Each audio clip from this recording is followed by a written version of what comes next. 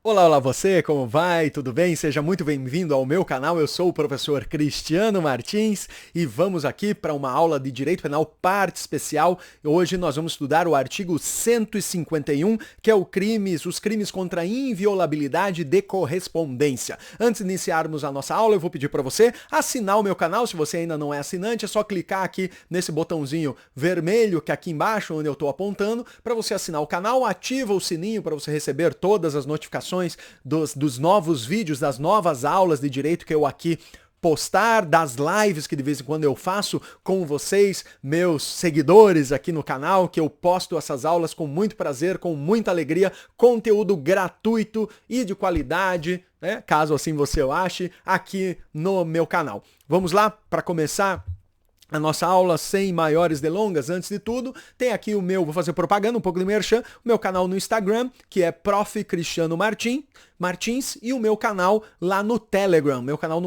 que é Happy Aula.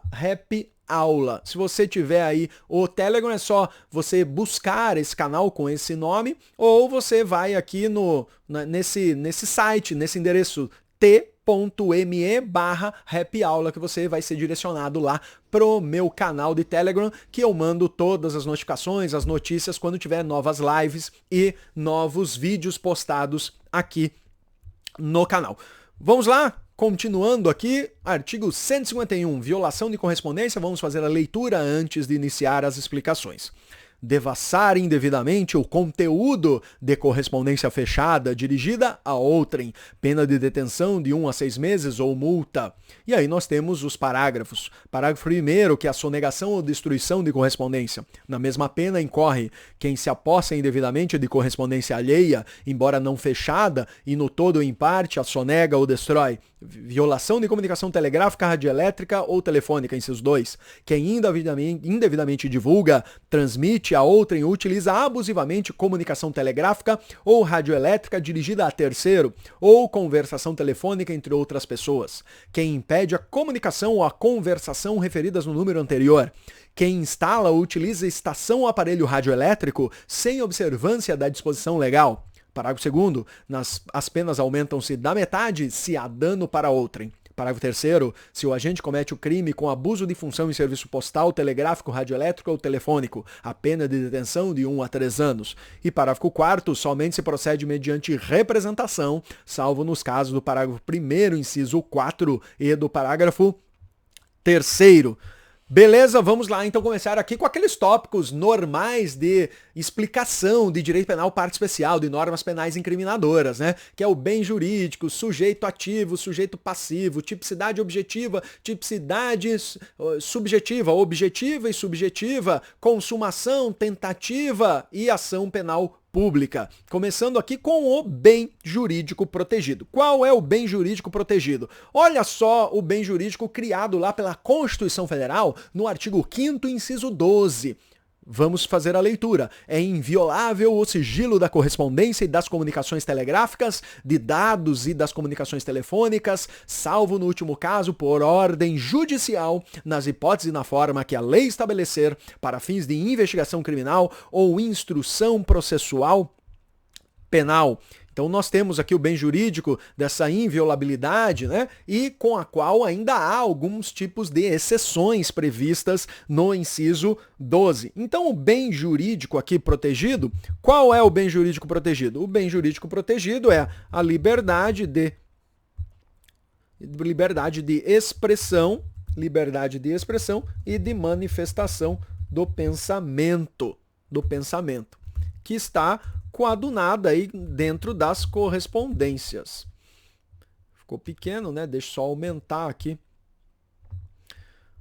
a fonte. Então esse é o bem jurídico protegido por este crime. A liberdade de expressão, que eu tenho a liberdade de me comunicar, de me expressar, de manifestar o meu pensamento dentro das minhas correspondências enviadas aí aos destinatários das correspondências, né? Os sujeitos. Sujeito ativo do crime. O sujeito ativo pode ser quem? Exige alguma qualidade especial, alguma condição específica do crime? Não. Então é qualquer pessoa. Portanto, é crime comum. Qualquer pessoa pode ser sujeito ativo. com a exceção de que quem não pode ser sujeito ativo desse crime, quem que não vai figurar nunca como sujeito ativo do crime, o remetente e o destinatário. Por óbvio, o remetente e o destinatário, eles não podem, é impossível eles se autoviolarem, o direito é deles. A autoviolação, a autolesão a bens jurídicos não é crime, pelo princípio chamado princípio da alteridade. A correspondência é deles mesmo, a correspondência pertence ao remetente e ao destinatário da correspondência.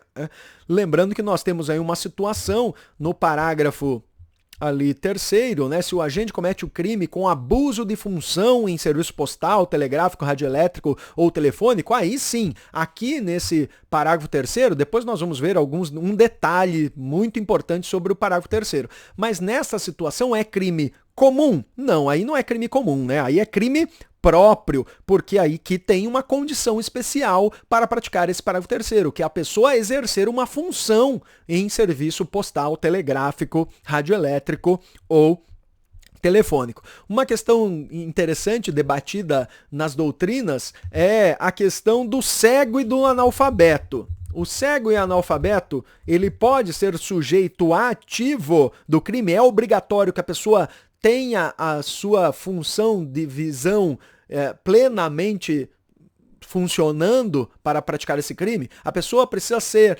alfabetizada para praticar esse crime? E aí, os doutrinadores e a jurisprudência diz que não é obrigatório que o sujeito ativo saiba e possa ler. Sendo suficiente, aqui é suficiente que o autor tome conhecimento do conteúdo. Não importa se ele é cego ou analfabeto, alguém pode ler para ele. Se ele é analfabeto, pode ter algum tipo de figura, alguma coisa ali que ele saiba identificar, uma foto que ele saiba, por exemplo, e, portanto, ele será sujeito ativo da conduta. Então, aqui, isso é a questão do sujeito ativo. Opa, coloquei o cego analfabeto no lugar errado, né? Vou passar aqui para o lugar certo. Cego e analfabeto. O sujeito passivo, quem é? Quem é o sujeito passivo do crime? O sujeito passivo do crime são aqueles que não podem cometer o delito, que são o remetente e o destinatário. Remetente e o destinatário. Então são duas as vítimas, né? Portanto, os dois são as vítimas. Tipicidade objetiva. Tipicidade objetiva. Há uma questão importante aqui no sujeito passivo, é se morrer o destinatário. Se o destinatário falecer, ou se morrer o remetente, por exemplo, aí ninguém pode abrir? Aí pode abrir, né? Os herdeiros poderão abrir, os herdeiros do remetente e do destinatário terão o direito de abrir. A outra questão também interessante é a correspondência apócrifa. Correspondência apócrifa. O que é a correspondência apócrifa? Que não se sabe quem é o autor, não teve a assinatura do autor. Então, esse fato de não se conhecer quem é o autor do crime vai excluir qualquer um vai poder abrir? Não, não. Se alguém não assinou uma correspondência enviada para o destinatário, não quer dizer que qualquer um pode abrir. Então, carta apócrifa, não. Só o destinatário vai poder abrir a correspondência apócrifa. Desculpe. Ai, me desculpe. Tipicidade objetiva. A tipicidade objetiva, no caput, que é devassar indevidamente o conteúdo de correspondência fechada dirigida a outrem, a pena de detenção de 1 a 6 meses ou multa. O caput tem uma questão interessante aqui.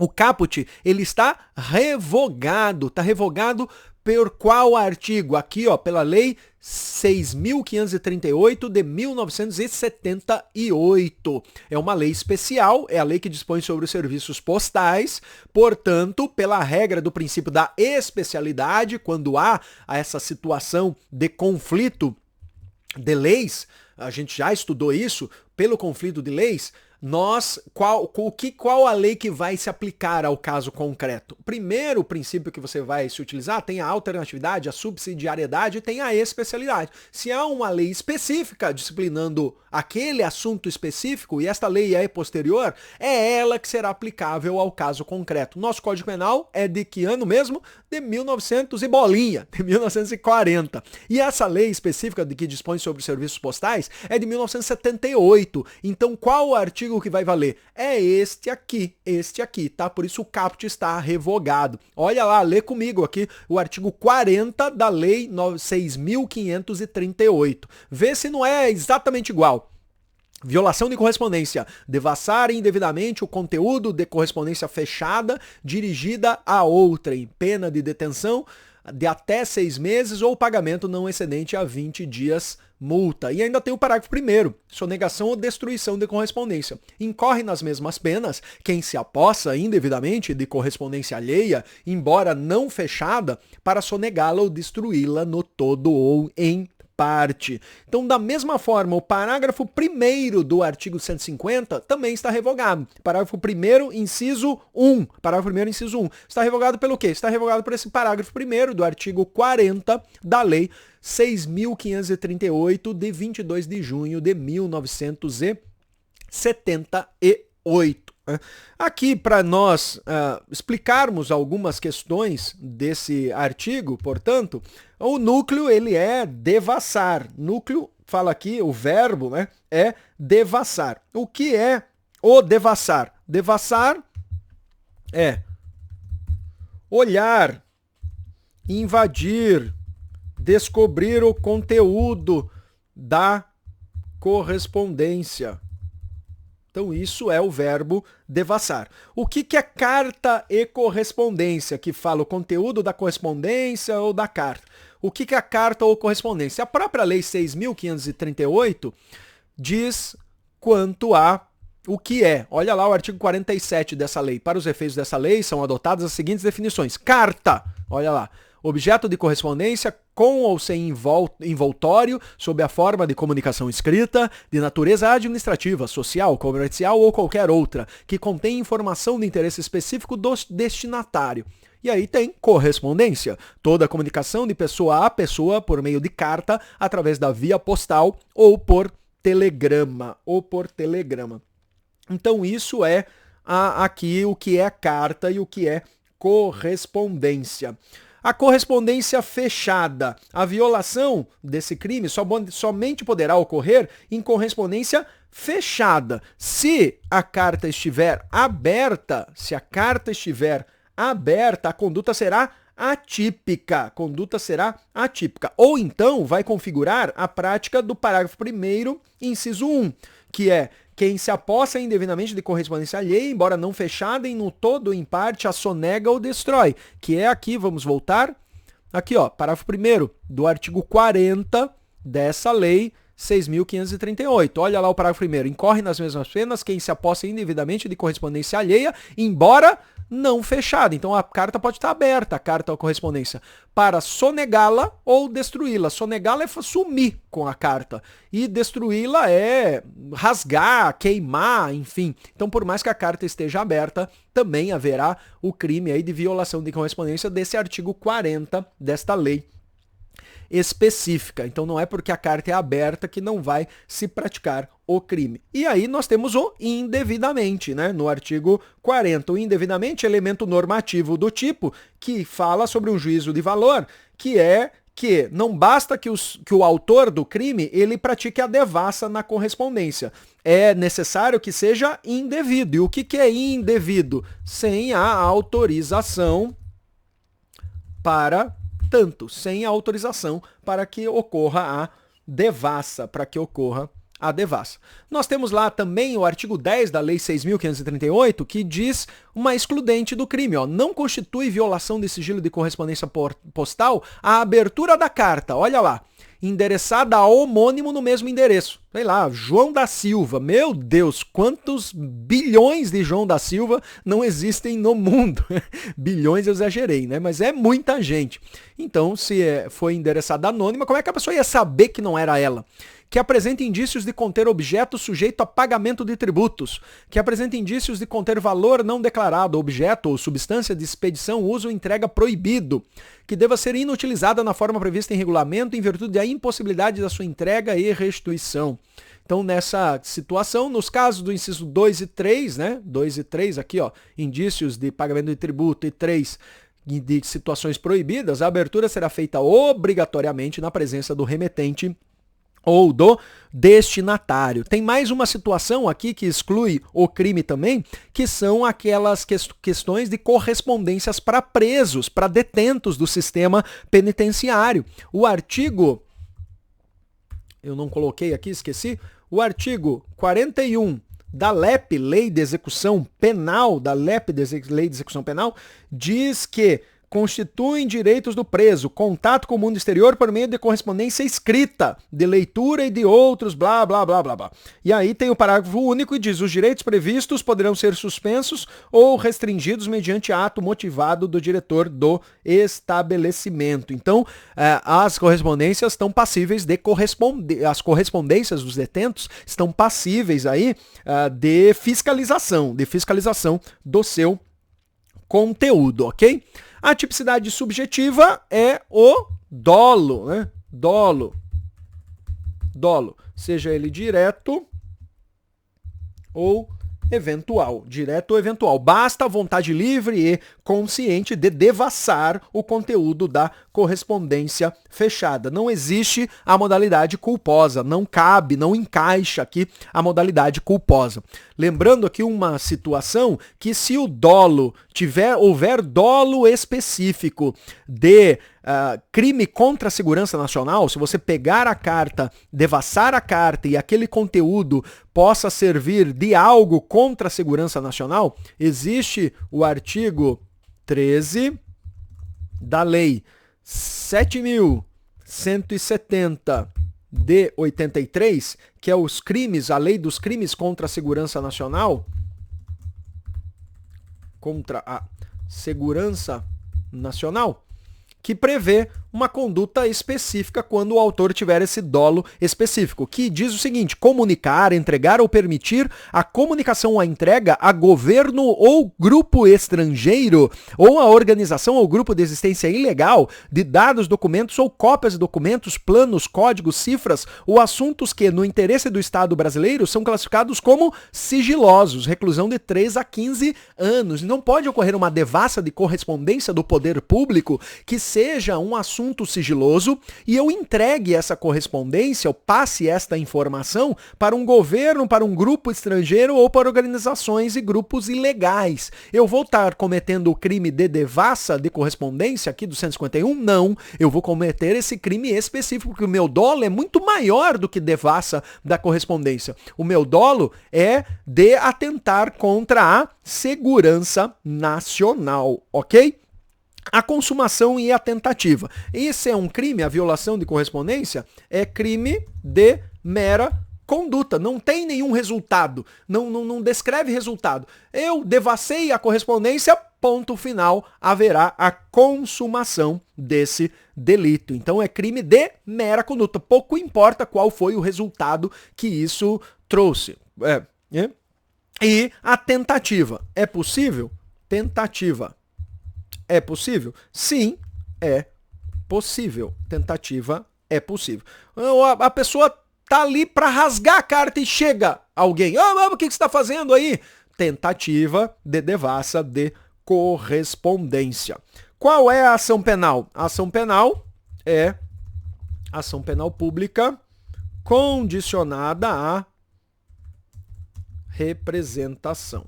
Ação penal pública condicionada à representação. Por quê? Porque diz expressamente lá no parágrafo 4º aí do 151. Vê lá o parágrafo 4º. Somente se procede mediante representação. Salvo nos casos do parágrafo 1º, inciso 4 e do parágrafo 3º. Então, é condicionada à representação. E também é rito sumaríssimo.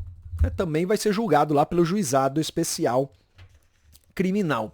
Aí nós temos outras situações aqui que não nos importam muito, que é o parágrafo 1º, inciso 1, sonegação ou destruição de correspondência, que está revogado, conforme nós já vimos, pelo artigo 40 da Lei 6.538, no seu parágrafo 1º, porque é exatamente igual, não é exatamente igual, mas é quase igual. Olha lá, incorre nas mesmas penas quem se apossa indevidamente de correspondência alheia, embora não fechada, para sonegá-la ou destruí-la no todo ou em parte. Então, o bem jurídico é o mesmo, os sujeitos ativos são os mesmos aqui, e a pessoa pode se apossar, né? Ou seja, se apoderar, reter aí a correspondência, né? Sonegá-la ou destruí-la. Sonegá-la é não entregar para quem de direito essa carta. Destruí-la, como eu falei, é botar fogo, enterrar, jogar fora, jogar no rio, jogar na privada, seja lá o que a pessoa fizer, destruir a correspondência. Ele vai indevidamente, né, indevidamente, sem autorização de quem de direito, ele praticar isso, por mais que a correspondência esteja aberta ou esteja fechada, ele vai praticar esse delito, ok? Então está revogado aí por esse artigo 40.